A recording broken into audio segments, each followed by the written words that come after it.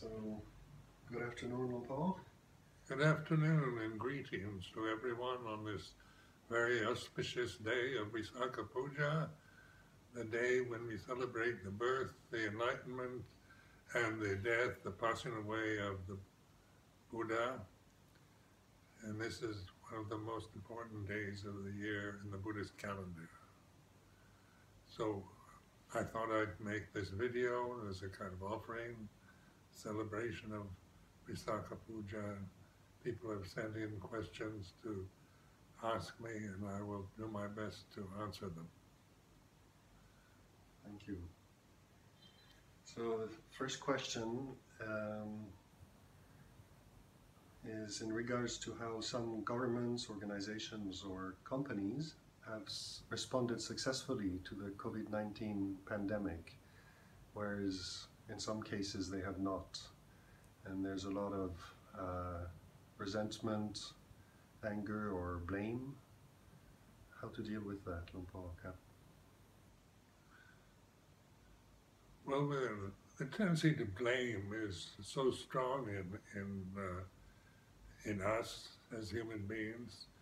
I noticed in myself the feeling that who's to blame is a kind of immediate kind of reaction to an unfortunate situation. And this coronavirus pandemic is, everybody's blaming somebody else for it. It's like the Chinese or the bats or Trump or something, that we can, some object that we can blame.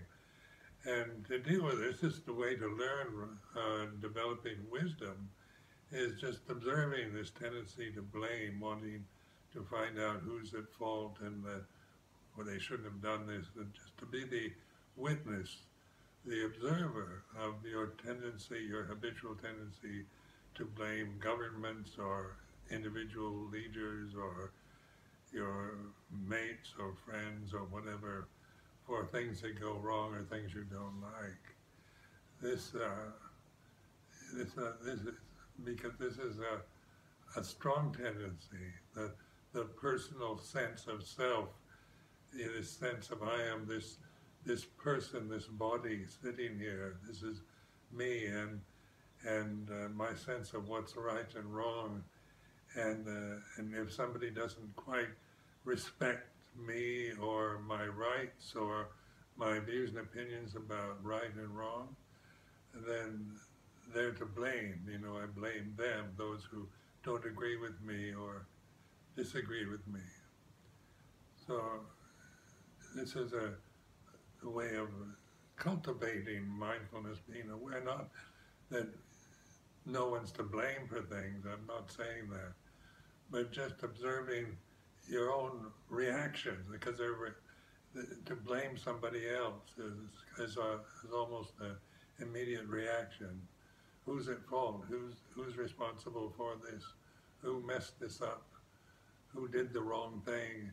And just listen to yourself blaming governments or leaders of governments or other members of the society. Just be the one who knows the Puru, Puto, the knowing, the witness to the blaming habits that you have.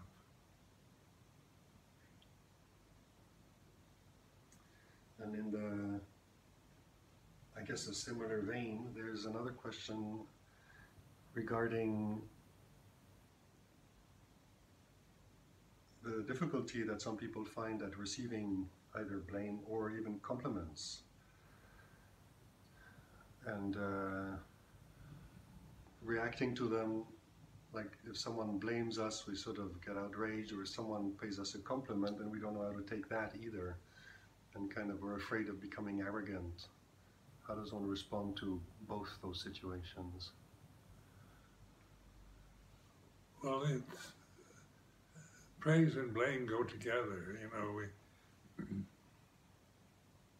They're worldly. They're considered part of the 8 worldly dhammas, praise and blame, because as individuals, as individual beings, we're subject to people compliments or praise, and also they're blaming us for disappointing them or disillusioning them or misguiding them or not doing the right thing, because this is what the deluded sense of self does. It's always, you know, you we're conditioned in our culture to live in a world of ideals about how things should be, like democratic systems of government should be fair and just. There should be equality and freedom, human rights in every way, free to do what we say, free to say what we do, and whatever.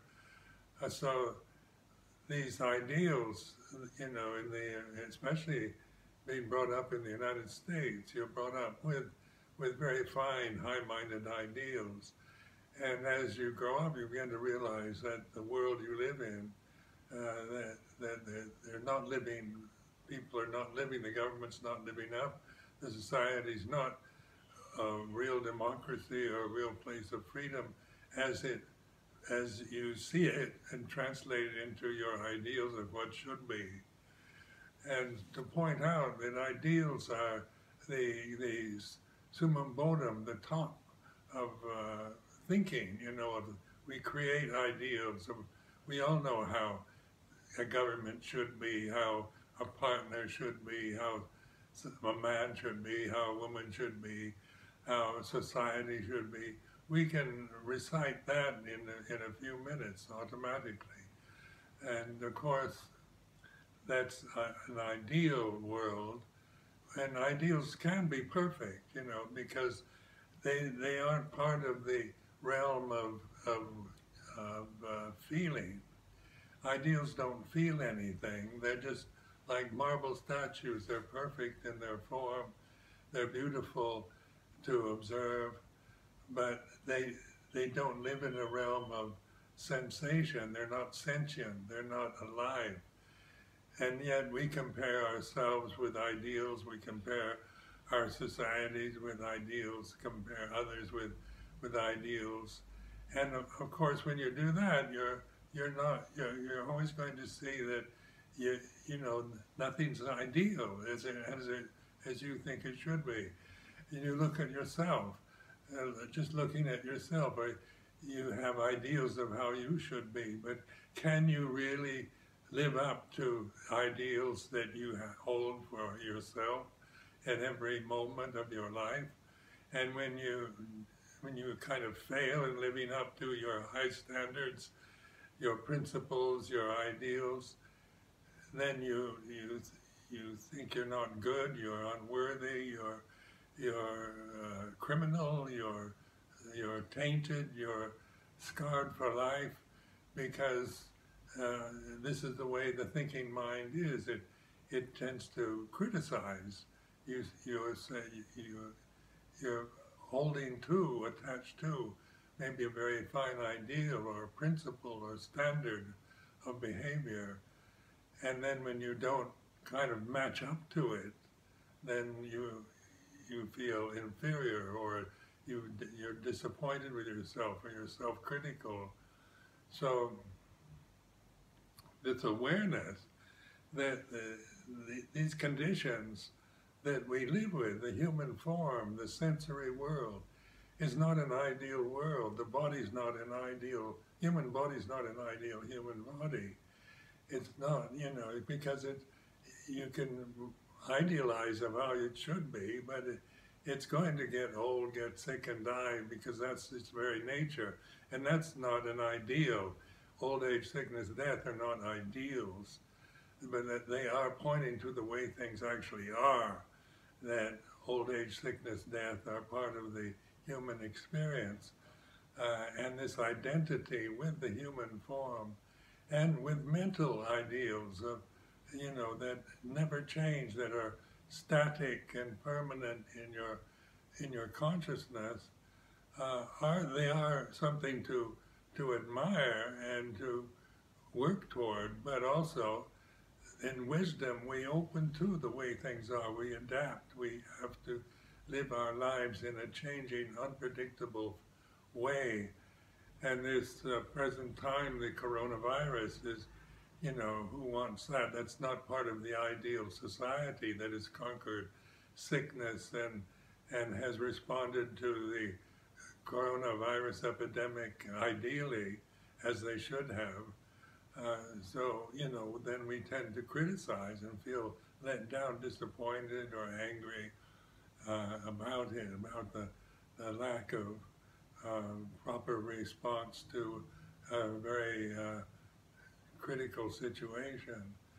But the emphasis of this reflection is based on, is encouraging you to observe the state of mind, how you do hold to principles and ideals in a way that you're not really aware of. It's not that you should discard them, but this kind of ignorant grasping of how things should be is going to be the cause of much suffering for you in your life.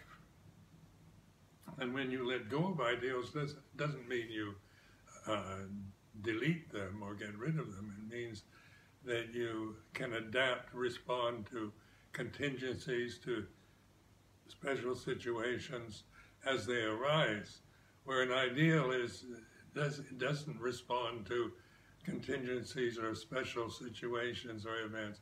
It's always perfect under any event, under any condition. But the life as we experience it as human beings is about change, impermanence, not ideal society and ideal partners, ideal family, ideal response to crises, but we can be aware. And that awareness is perfect as we begin to trust the awareness that we truly are. We're not the physical body. The body is not self. Your ideals are not self. Your feelings, your emotions, your passions, your anger is not self. It arises and ceases according to other conditions, and we can observe it. You know when you're angry. You know when you're jealous. You know when you're frightened, when you're thinking negatively, when you're responding with anger and resentment because you've either disappointed yourself or somebody or some institution has disappointed you. And praise also, most of us like praise. We like to be praised. But some people, who hold themselves through their critical mind, through seeing emphasizing their imperfections or their faults, when they're praised, they feel, they don't know how to receive praise, how to be appreciated, because they themselves don't appreciate or understand themselves very well. So in terms of being praised, winning prizes, being champion, we can still reflect when we are in a position of winning the race and being the best. It's like this. We don't have to grasp that and become, arrogant through the praise and accolades that we receive in life, but we can certainly enjoy them. Is there a part of there's part of receiving praise when one's afraid of becoming arrogant? Don't be afraid about becoming arrogant. If you start grasping praise and needing it, like you're demanding others praise you, that's arrogant. And expecting to be praised and appreciated and loved and admired, and your friends and colleagues are all completely loyal to you, that's arrogance. But when you're reflecting on the way things are, you can easily detect arrogance by recognizing how you need somebody else to approve of you to feel worthy, because you don't know who you are. You think you are all kinds of things, and you're afraid you're not the best, or you might fail in life, and so you need constant reinforcement from those around you to say how good, how wise, how intelligent, how good-looking you are. Be observant. If that's part of your problem, you can be aware of that. Why do I need other people's approval for me to feel happy today? You know, so when happiness is my very nature, you know, it's not I need to get somebody else to say something nice to make me happy. If I do need that, I can be aware of that also. Be, you know, aware of how needy, emotionally needy I am in order to feel happy today. And I trust that awareness, not the habit patterns and personal reactions that I have to situations, but I really trust this witnessing, this observing, this reflecting on the way it is. And so I encourage all of you to do the same. There's another question, was what is wisdom? And reflecting on wisdom and aspiring to develop wisdom. What is wisdom?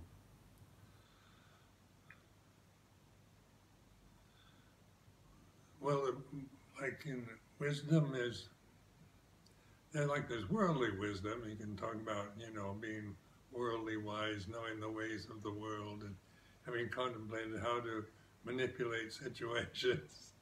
But wisdom itself is natural to us. It's what we begin to trust when we're aware. It's through awareness that wisdom, ultimate wisdom, can operate through these forms. And of course, in the Buddhist sense of all conditions are impermanent, all Dhamma, ultimate reality, is not a personal possession. Dhamma is not self. There's no permanent self, and all conditions are impermanent. By investigating these two phrases, then wisdom arises, ultimate wisdom arises. You begin to see. You're not just taking the words out of the scriptures and believing them. You're not just believing all conditions are impermanent and ultimate reality is not personal. You're not believing that anymore because I might say that, or you read it in the Buddhist canon, but you know this. It's through insight.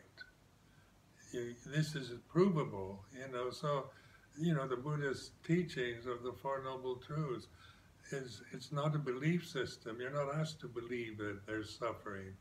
It's not something that anyone is going to believe in anyway, but pointing to there is suffering is pointing to here and now, the way that we see ourselves through the ego, through the sense of I'm the best person, or I'm the worst person, or I'm what I should and shouldn't be. You know, we're always going to create the suffering around what we're thinking, what we're feeling emotionally, what we remember the past. How many of you remember the past, and how many memories bring back grief or sorrow or fear or guilt?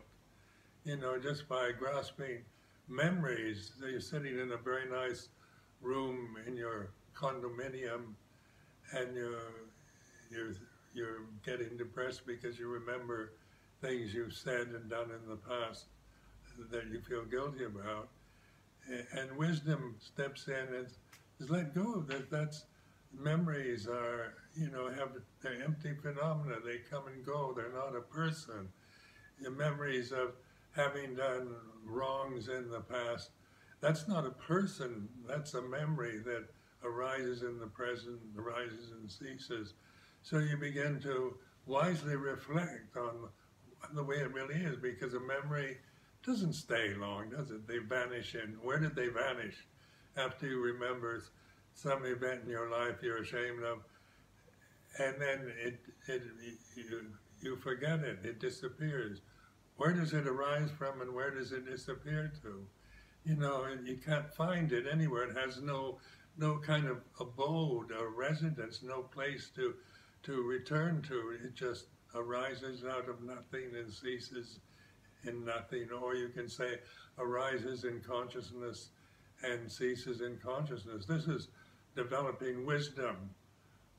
The wisdom is then your natural heritage as a human being. We can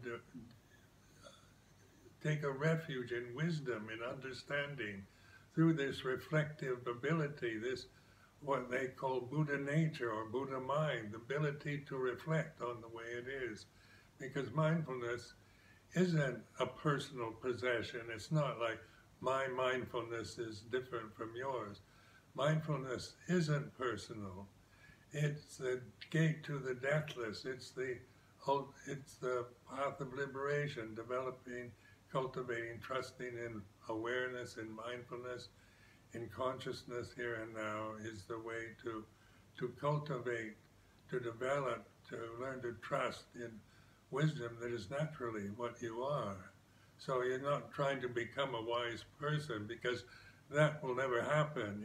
None of us, as a personality or a person becomes wise, because the personality, the sense of me being a separate entity, a separate person, there's no wisdom in that. That's an illusion that I create. So that kind of person never develops any wisdom, because it's impermanent. It's a sankhara. It can't be wise. But consciousness is not a sankhara. Mindfulness is not some sankhara that arises and ceases. Mindfulness is that which doesn't arise and cease, which is still and peaceful and permanent. And so when we take refuge in the Dhamma, that's what we're taking refuge in when we say santitiko Dhamma, apparent here and now. This awareness here and now is what we really are, and the awareness of what we are of, can be, a memory from the past, or some kind of fantasy for the future, or whatever you happen to be feeling in the moment.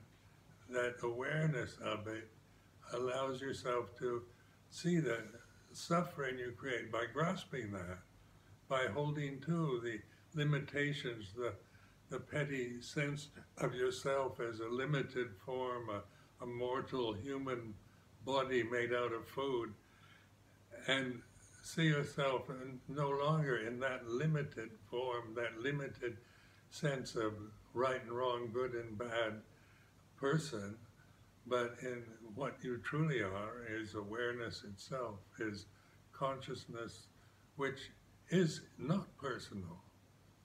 So it's an enormous relief not to be a person, to be trusting in awareness, because that's the path to the deathless, to the amatta Dhamma, or deathless reality.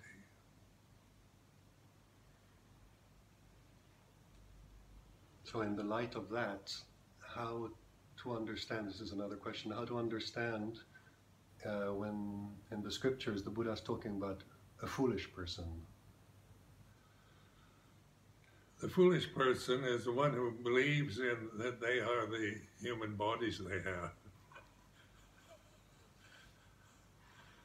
and that they are their emotions and their feelings and their views, their concepts, their memories.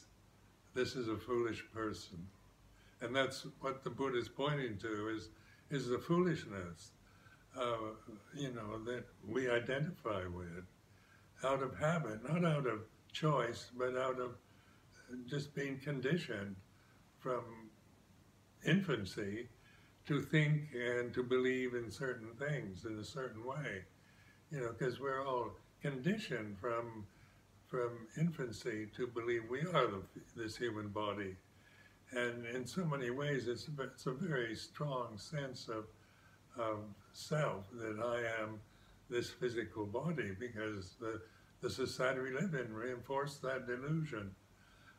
Even the most religions reinforce that delusion that we are individually separate, and we are the human forms that we're living in, that we're experiencing, and these forms, can be male or female, they can be white or black, or, but these forms are definitely separate entities that we take very personally, how we look, whether we consider ourselves attractive or unattractive, or the way we regard our sexual orientation becomes very personal. And so we create a whole sense of ourself with the limitations of these very personal perceptions that we create, where wisdom is to see what we're doing, because you can witness this, you can observe how you grasp the identities, political identities, gender identities, sexual orientation identities, nationalistic identities, how these become, or ideals, about human rights and justice and fairness and equality, how we blindly, ignorantly grasp these because we're conditioned to do so. So the whole point of Buddhist meditation practice is to observe, to see the suffering that we create out of this grasping of these perceptions, because that's all they are. They're not permanent individuals. Nobody's a permanent male or female or anything like that. The ultimate Dhamma doesn't have a gender. It's perfection itself. So we began, where the foolish person is always limiting himself or herself to the physical appearance, to certain perceptions, certain concepts, ideas, values that they intimately grasp and exploit for, to create more suffering, where the liberation is through letting go of these, not through destroying or annihilating these perceptions, but in recognizing that the suffering that we create through this habitual, reactive, blind grasping of identities with sankharas or conditioned phenomena. So the encouragement is to let go.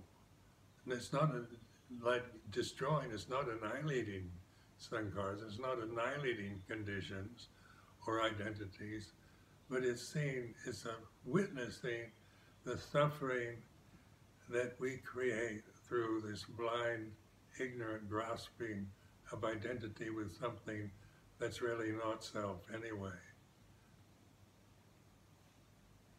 Thank you, Luo.